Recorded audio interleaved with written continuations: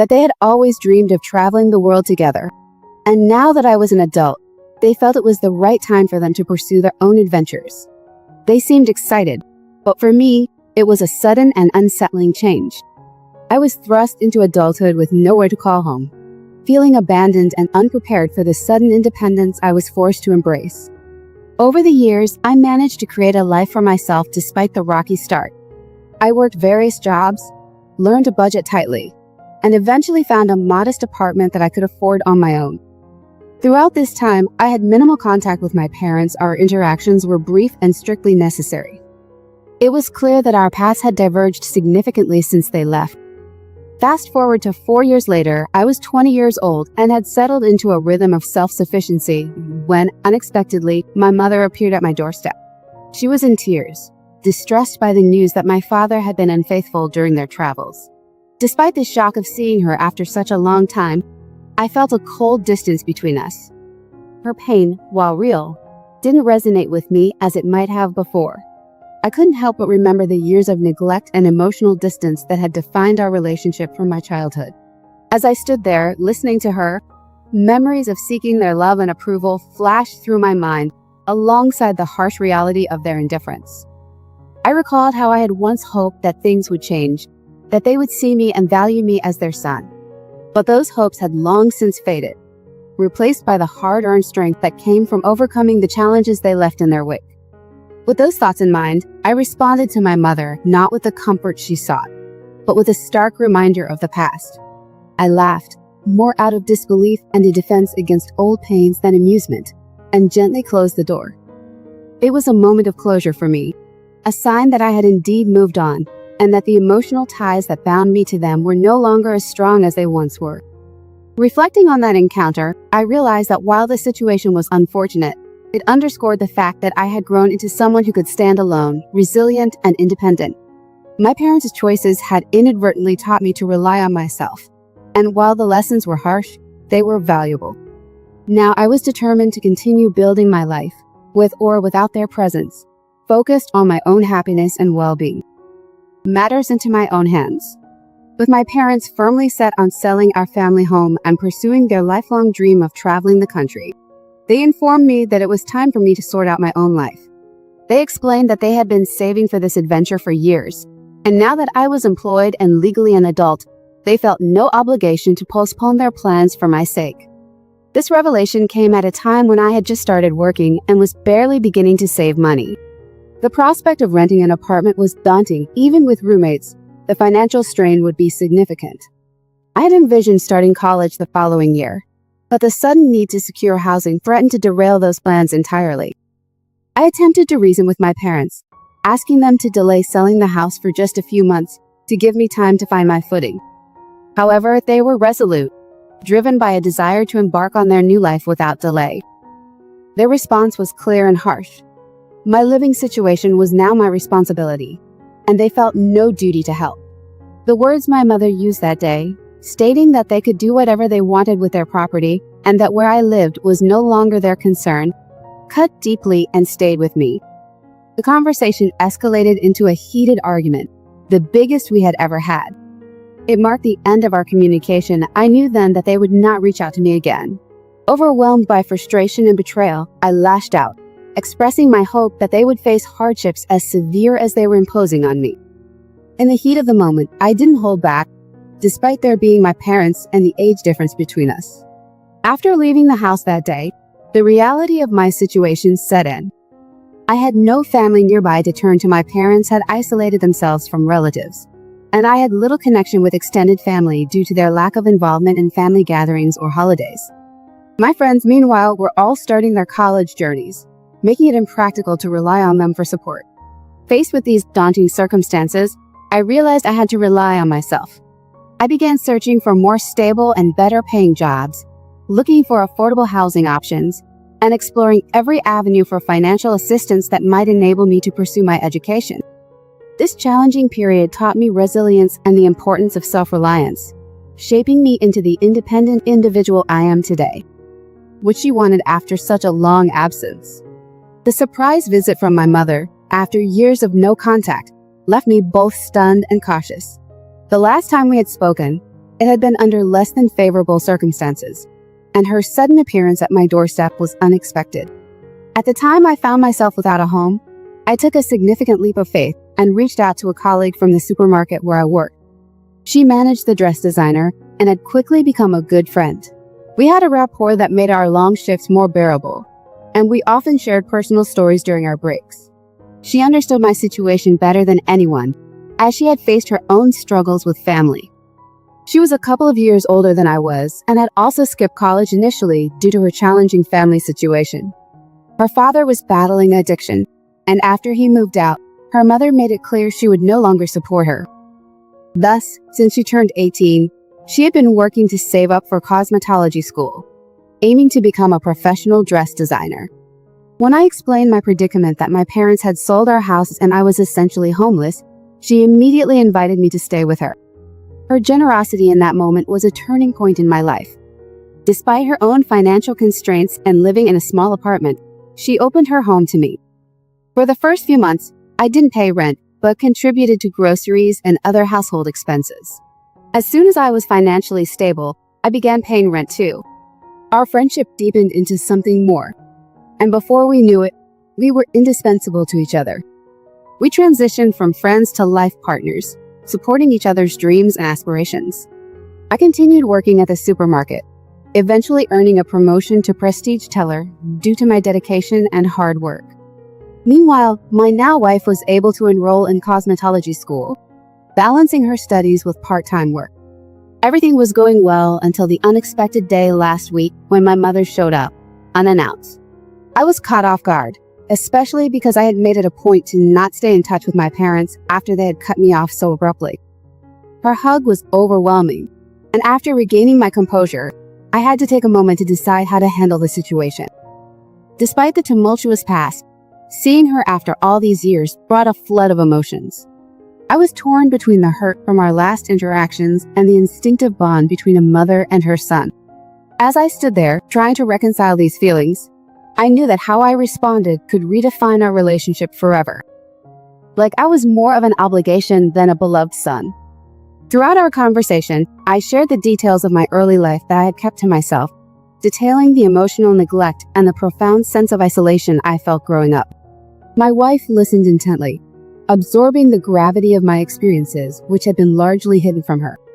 When my mother unexpectedly showed up at our doorstep, declaring her need for a place to stay after my father left her for another woman, the moment was laden with complex emotions. She relayed that after their initial travel adventures, they settled in California. However, recently, my father confessed to an affair with a waitress and decided to leave my mom to pursue that relationship. My mother, now alone and nearing retirement, did not want to spend her savings on finding a new place amidst the pending divorce proceedings. As she stood there, bags in tow, assuming she could simply move in with me, I felt a surge of old resentments. Reflecting on the years of detachment and how she had once coldly told me I was on my own once I turned 18 because they wanted to sell our family home and travel, I decided to echo her words back to her. I told her that I was now the owner of my home, and I couldn't take responsibility for her, reminding her of the exact words she used when she dismissed my needs years ago. The confrontation ended with me closing the door on her, a mix of satisfaction and bitterness in my heart. However, the incident didn't sit well with my wife. Although she wasn't combative, she expressed her discomfort with how harshly I handled the situation. She suggested that perhaps I should reconsider my stance, offering a second chance to my mother. Her own experience of loss, having seen her parents pass away, informed her perspective, making her more empathetic towards familial reconciliation. After reflecting on her gentle prodding and reading various viewpoints online, I decided to discuss this further with my wife. I opened up about my painful past, which helped her understand why I reacted so strongly. Our conversation was deep and meaningful, helping to ease the tension that had bubbled up over the situation. She acknowledged that while the decision was ultimately mine, it was crucial for us to communicate openly to maintain the health of our relationship. This dialogue didn't resolve all the complexities of my relationship with my mother, but it was a pivotal step in considering what forgiveness might look like, and whether I could or even should revisit the decision to turn her away. My wife and I agreed to keep the lines of communication open as we navigated this challenging emotional terrain together. Growing up, I often felt like an outsider in my own home, and despite my best efforts to stay under the radar, it seemed to only make things worse with my parents. This background made it easier for me to turn away my mother when she suddenly appeared needing my help, after not bothering to check on me for 5 years. When she arrived, out of nowhere, expecting me to take her in, it didn't stir the guilt one might expect. Instead, it reinforced my resolve because her presence was solely motivated by her needs, not a genuine interest in reconnecting. I had a candid conversation with my wife about the whole situation. She understood most of it already, but apologized for her initial reaction, explaining that she had been extra sensitive due to the recent loss of both her parents, her dad to addiction and her mom to a heart attack. We managed to resolve our misunderstanding, and I'm relieved that we're on the same page again. However, dealing with my mother has turned into an ongoing ordeal. For some reason, she believes that harassing me on social media will coerce me into letting her into my life and home. Instead of taking a straightforward approach, like offering a sincere apology and waiting to see if things could mend over time, she chose to vent her frustrations publicly. She began crafting posts that painted my wife and me as heartless, claiming we were treating her with extreme cruelty at this vulnerable stage in her life. She even went so far as to create a fake profile to spread these accusations more widely, tagging me, my wife, and all our friends and family. It's bewildering how she's acquired such detailed information about our lives. My wife and I maintain private social media profiles. Friends and family tagged in her posts have been trying to report and take down the fake account, but we know this is likely just the first of many she might create. I'm reluctant to involve the police, as it feels like a major hassle, and both my wife and I are quite busy. But if her behavior escalates, we might have no choice. It's incredibly frustrating and annoying. I sometimes find myself wishing that my father would just take her back to spare us this drama. 3 weeks have passed since we initially refused her request to stay with us, and the situation has only intensified. She started showing up at the supermarket where I work, giving me hostile looks and lingering for about an hour and a half each visit, usually around noon. Her presence is disruptive and uncomfortable, and it's clear she's trying to provoke a reaction from me. It's more than an annoyance at this point. It's a continuous source of stress that my wife and I are forced to manage daily. We hope this situation doesn't escalate further into something that could affect us more seriously. For now, we're handling it as best we can, standing firm in our decision while preparing for whatever may come next. Despite my best efforts to keep a distance from her and focus on my work, my mother's persistence reached a new level. I've been successfully ignoring her attempts to intimidate me at my workplace for a whole week, and I thought perhaps she had finally given up. But just as I was enjoying the relief of not seeing her around, the situation took an unexpected turn. After my shift, as I headed to my car, I found her waiting there, not with anger this time, but looking visibly upset and worn out. It was clear she was not in a good place, and though our relationship had been strained, seeing her like this did stir a sense of concern. I didn't know where she was staying, and given her financial situation, a hotel seemed unlikely. However, I refrained from asking. After all, her accommodations were not my responsibility. She blocked my way to the car, insisting she needed to talk. After a few minutes of trying to bypass her, I finally relented. As soon as I acknowledged her, she broke down into tears, not just crying but wailing uncontrollably. I was not prepared for such an emotional outburst, and despite my feelings towards her, I couldn't ignore the obvious pain she was in. So I invited her to sit in my car so we could talk more privately and she could compose herself.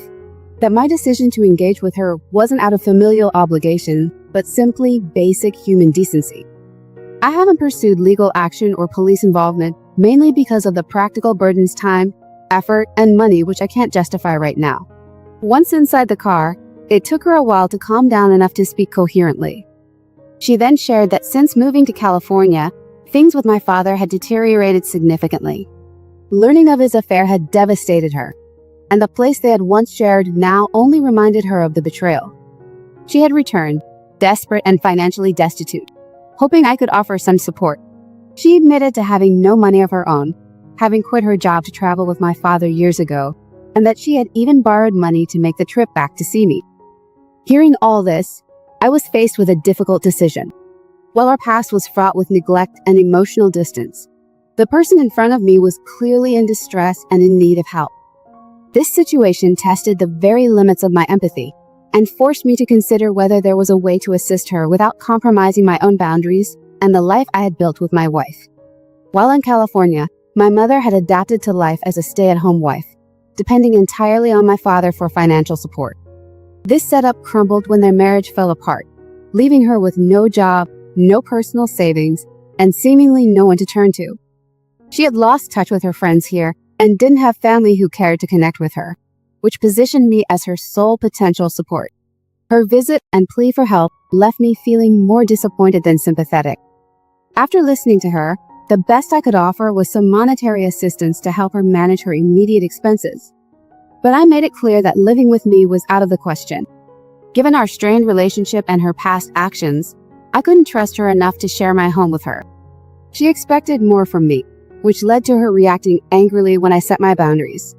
She abruptly left the car and slammed the door, a clear expression of her frustration, and walked away. Following that encounter, she didn't show up at my workplace, and I sensed she might have finally understood that I needed my space. The lack of her presence was a relief, as it had been an exhausting ordeal, and I hoped it marked the end of her attempts to involve herself in my life. It's been nearly a month without any attempts from my mother to contact me, and it seems she may have moved on. I discovered the likely source of how she obtained so much information about me in an old, public Facebook account I hadn't used in years. This account, linked to an outdated email, contained photos and tags of friends and locations that had inadvertently provided her with plenty of details about my life. I realized too late that she had likely used this account to learn about my whereabouts and connections. While I decided against trying to retrieve or secure the old account, as the damage was already done, this revelation was a reminder of the importance of digital privacy. I have not heard from her since, and while part of me hopes she's managing all right, I am human. After all, I firmly desire no further contact. My personal grievances aside, I wish her no harm, but I need to maintain my distance for my own well-being. Interestingly, a few of her friends reached out to me recently, informing me that she had contacted them for help after I had turned her away. This news was somewhat comforting, as it meant she might be finding support elsewhere, reducing the chance of her relying solely on me in the future. While I hope she finds the help she needs, I am committed to keeping our interactions minimal and focusing on my life with my wife, free from the past turmoil. However, these former friends had chosen not to respond to her outreach, a consequence of the years she had dismissed their attempts to maintain a connection. Now, finding herself in need, she discovered that the bridges she had neglected were not so easily rebuilt. They mentioned that she had been staying in a motel on the outskirts of town based on what she had shared in her messages. But since she had blocked them all, they assumed she had moved on and no longer needed their support. As time passed without word from her, I assumed that her situation had stabilized, especially with the impending divorce she had mentioned. It was nearly a year since our last communication, and surprisingly, she had not reached out, even though she had claimed financial instability. I was puzzled about how she planned to manage the divorce proceedings without any apparent resources. Then, at a cousin's wedding, a rare occasion for family gatherings, given my parents' usual absence, I learned through the grapevine of relatives that my mother and father had unexpectedly reconciled. This news was a shock, considering the depth of betrayal she had felt the last time we spoke. Curious about this abrupt turn of events, I caught up with some aunts who were always well informed about family dramas. They filled me in. A few weeks after returning to my father, my mother had laid down an ultimatum. She demanded that he choose between divorcing or reconciling, warning that if it came to a divorce, she would not go easy on him. As it turned out, my father had attempted to propose marriage to the waitress he left my mother for, only to discover that she was not interested in a committed relationship and was seeing other people as well. Realizing his mistake, he ended the affair and returned to my mother. In a twisted turn of fate, my parents were together again. I couldn't help but feel a sense of ironic relief. If they had split and moved on to others, they might have spread their dysfunction further. Instead, they were back where they started, and from the sounds of it, perfectly matched in their chaotic harmony. My wife and I couldn't help but laugh over the absurdity of the situation. It seemed that despite everything, things had worked out in a bizarrely fitting manner for them. They had become a bit of a joke among the family, which was no surprise to me. It felt like just the kind of outcome I would have expected from such a saga.